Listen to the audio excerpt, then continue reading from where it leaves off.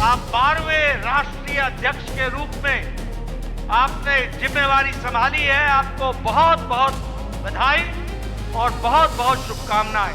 तिरुवनंतपुरम में पहली बार कमल खिला है, अब बंगाल में भी कमल खिलाएगी, बंगाल में भी कमल खिलाएगी। भारत के यशस्वी प्रधानमंत्री सम्माननीय श्री नरेंद्र मोदी जी हम सबके बीच में उपस्थित मंच पर सभी पूर्व राष्ट्रीय अध्यक्ष आदरणीय राजनाथ सिंह जी, श्री अमित भाई शाह जी, नितिन गडकरी जी, हमारे चुनाव अधिकारी के लक्ष्मण जी, यहां उपस्थित संसदीय बोर्ड के सभी सदस्यगण, केंद्रीय मंत्रीगण, हमारे यहां पर उपस्थित सभी प्रदेशों से हमारे मुख्यमंत्री और उप मुख्यमंत्रीगण, प्रदेश अध्यक्षगण, प्रभारी, सहप्रभारी और देश भर के कोने कोने से आए हुए भारतीय जनता पार्टी के वरिष्ठ पदाधिकारी, कार्यकर्ता बंधु और मीडिया के माध्यम से जुड़े हुए हमारे करोड़ों कार्यकर्ता बंधु, यह आज बहुत ही ऐतिहासिक अवसर है जब भारतीय जनता पार्टी जैसी दुनिया की सबसे बड़ी पार्टी के राष्ट्रीय अध्यक्ष के रूप में हमारे नौजवान, ऊर्जावान, प्रतिभावान राष्ट्रीय अध्यक्ष श्री नितिन नवीन जी आज ये पदभार संभाल रहे हैं। मैं अपनी ओर से और करोड़ों कार्यकर्ताओं की ओर से उनको बहुत बहुत शुभकामनाएं देता हूं और इस विश्वास के साथ कि यह महान पार्टी जिसे श्यामा प्रसाद मुखर्जी जी के नेतृत्व में भारतीय जनसंघ से वैचारिक पृष्ठभूमि में आगे बढ़ने का सौभाग्य मिला, दीनदयाल उपाध्याय जी का कठोर परिश्रम के माध्यम से पार्टी को देश भर में विकसित करने का सौभाग्य मिला और उसी को आगे बढ़ाते हुए अटल बिहारी वाजपेयी जी, अडवाणी जी, सुंदर सिंह भंडारी जी, कुशाभाऊ ठाकरे जी, ऐसे महान लोगों ने इस पार्टी को आगे बढ़ाने का काम किया है। ऐसी महान पार्टी के आप 12वें राष्ट्रीय अध्यक्ष के रूप में आपने जिम्मेवारी संभाली है। आपको बहुत बहुत बधाई और बहुत बहुत शुभकामनाएं। हम सब जानते हैं कि नितिन जी जो मूलतः कार्यकर्ता हैं, वैचारिक पृष्ठभूमि पर परिपक्व हैं और बहुत ही छोटी उम्र में 5 बार विधायक रह चुके हैं और वर्तमान में भी विधायक हैं। बिहार सरकार में कई बार मंत्री रहे हैं। हमारे राष्ट्रीय युवा मोर्चा के महासचिव के रूप में आपको सारे देश का भ्रमण करने का मौका मिला। आपने सारे देश को समझा। आप सिक्किम के भी प्रभारी रहे, आप छत्तीसगढ़ के भी प्रभारी रहे, जहां आपने सरकार को लाने में बहुत बड़ा योगदान किया। ऐसे हमारे नौजवान, ऊर्जावान और प्रतिभावान अध्यक्ष के रूप में आपने कार्यभार संभाला है। आपको बहुत बहुत बधाई, बहुत बहुत शुभकामनाएं और इस विश्वास के साथ कि आप संगठनात्मक अनुभव के साथ साथ प्रशासनिक अनुभव भी रखते हैं, आप इस पार्टी को बहुत तीव्र गति से आदरणीय प्रधानमंत्री मोदी जी के नेतृत्व में इसको आगे ले जाएंगे। इस विश्वास के साथ आपको बहुत बहुत शुभकामनाएं। मैं आज के दिन हमारे आदरणीय प्रधानमंत्री जी को, हमारे संसदीय बोर्ड के सभी सदस्यों को, हमारे करोड़ों कार्यकर्ताओं को, सभी प्रदेश अध्यक्षों को मैं अपनी ओर से बहुत बहुत धन्यवाद देता हूं। मैं धन्यवाद इसलिए देता हूं कि आपने पार्टी को चलाने के लिए जिस ताकत के साथ पिछले वर्षों में मेरे साथ मिलकर काम किया और जो मुझे आपने ताकत दी और जमीनी स्तर पर सरकार के कार्यक्रमों को और पार्टी के कार्यक्रमों को जमीन पर उतारने में आपने जो सहयोग किया, इसके लिए आपको मैं बहुत बहुत धन्यवाद देता हूं। मैं विशेष करके प्रधानमंत्री मोदी जी को धन्यवाद देना चाहता हूं, जिन्होंने हर पल, हर मौके पर, हर छोटी और बड़ी बातों की बारीकियों को आपने संभाल करके पार्टी को दृष्टि देते हुए कार्य करने का जो सुअवसर दिया और जो आपने ताकत दी, उस कारण से हम इस कार्य को कर पाए। आप देश के प्रधान सेवक होने के बावजूद भी, अति व्यस्त रहने के बावजूद भी आपने पार्टी की छोटी छोटी बारीकियों पर ध्यान देकर के पार्टी को आगे बढ़ाने में पूरा योगदान जो दिया, उसके लिए मैं विशेष करके आपको धन्यवाद देना चाहता हूं। मित्रों, हमें यह ध्यान रखना चाहिए कि 2014 से आदरणीय प्रधानमंत्री मोदी जी के नेतृत्व में जो ये भारतीय जनता पार्टी का विजय यात्रा, विजय रथ चला है, वो बिना रुके हुए आगे बढ़ रहा है।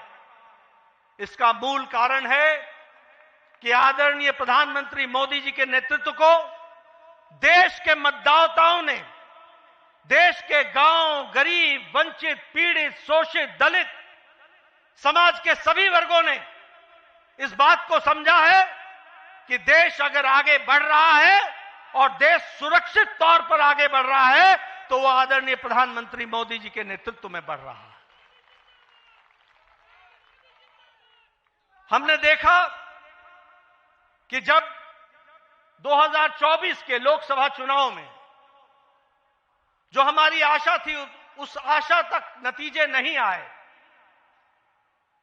इस नतीजों ने न सिर्फ पार्टी बल्कि देश के जनमानस को हैरान किया।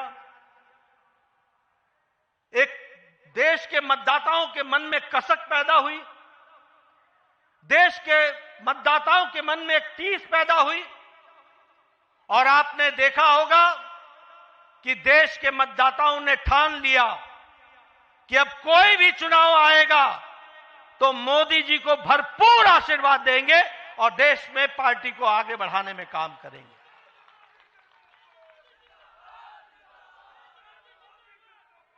मुझे याद है 2024 के लोकसभा चुनाव के बाद विपक्ष के हौसले हरियाणा चुनाव में बुलंद थे। वो चुनाव के नतीजों के पहले ही मिठाइयां बांटने का इंतजाम कर रहे थे। उनको यह मालूम नहीं था कि देश की मतदाताओं ने और हरियाणा के मतदाताओं ने तय कर लिया है, जो कभी ओवर कॉन्फिडेंस के कारण थोड़ी मोड़ी छोटी मोटी त्रुटि रह गई थी, उसको बाकायदा सूद समेत वापस देंगे और वह हरियाणा के चुनाव में उन्होंने करके दिया है। हमने देखा महाराष्ट्र में रिकॉर्ड जीत आदरणीय मोदी जी के नेतृत्व में हम सबको मिली। हमने देखा हम यहां पर विजय उत्सव मनाते थे। विजय उत्सव में बार बार दिल्ली के कार्यकर्ता आते थे, लेकिन दिल्ली के कार्यकर्ता अपना दिल्ली का उत्सव नहीं मना पाते थे। लेकिन आपके नेतृत्व में 27 साल बाद दिल्ली में भी कमल खिला और दिल्ली में भी भारतीय जनता पार्टी की सरकार बनी। उसी तरीके से बिहार में हम चुनाव जीते, लेकिन चुनाव ही नहीं जीते, हाईएस्ट स्ट्राइक रेट के साथ हम चुनाव जीते। ये हमको ध्यान में रखना चाहिए। अभी अभी महाराष्ट्र के म्युनिसिपल कॉरपोरेशन के चुनाव हुए हैं। आपको जानकर खुशी होगी कि 29 में से 25 municipal corporation Bharatiya Janata party ने और एनडीए ने जीती है। और आपको जानकर यह भी खुशी होगी कि बीएमसी में, बॉम्बे म्युनिसिपल कॉरपोरेशन में, मुंबई म्युनिसिपल कॉरपोरेशन में हम लार्जेस्ट पार्टी के रूप में जीत करके आए हैं। इस तरीके से हमने देखा है। गोवा के पंचायत के चुनाव हमने जीते।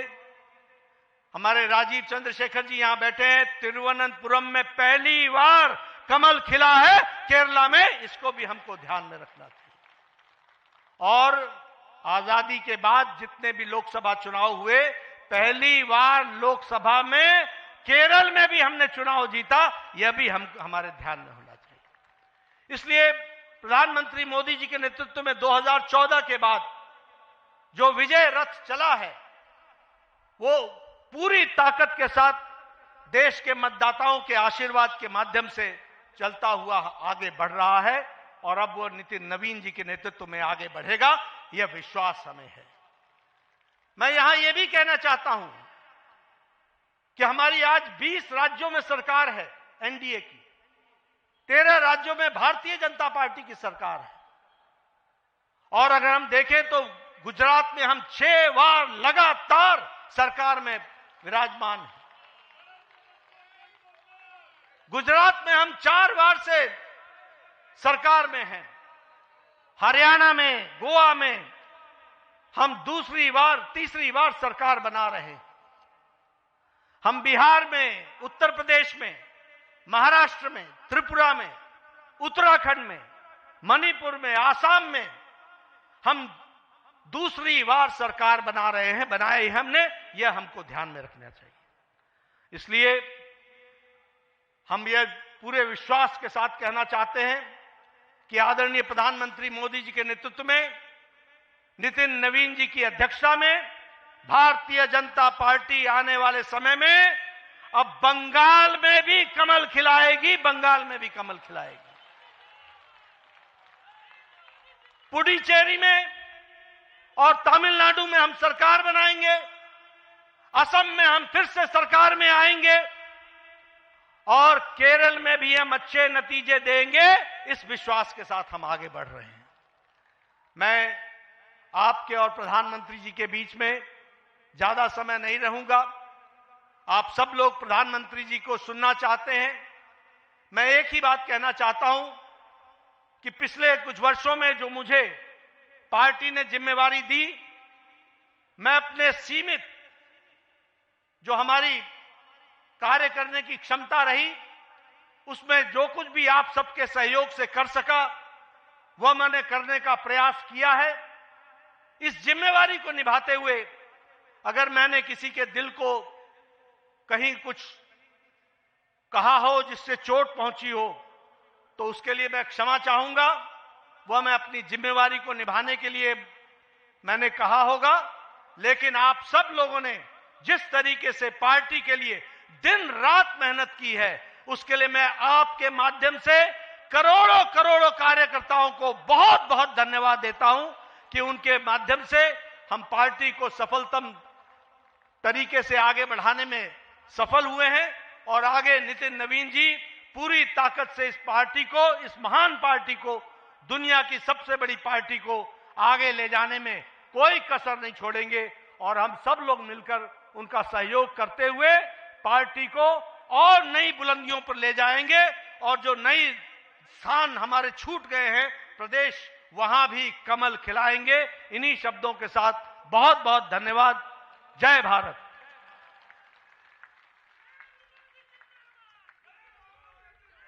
धन्यवाद नड्डा जी।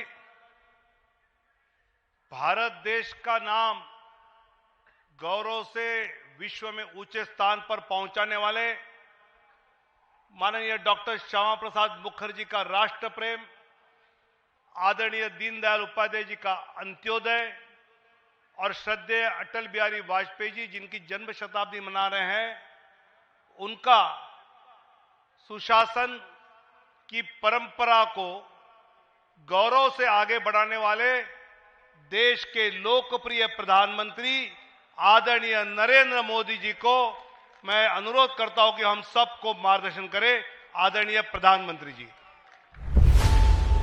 खबरों की रणभूमि में यहां शोर नहीं, सोच लड़ती है। जहां शब्द नहीं, फैक्ट्स वार करते हैं और हर सवाल खोलता है सच की नई परत।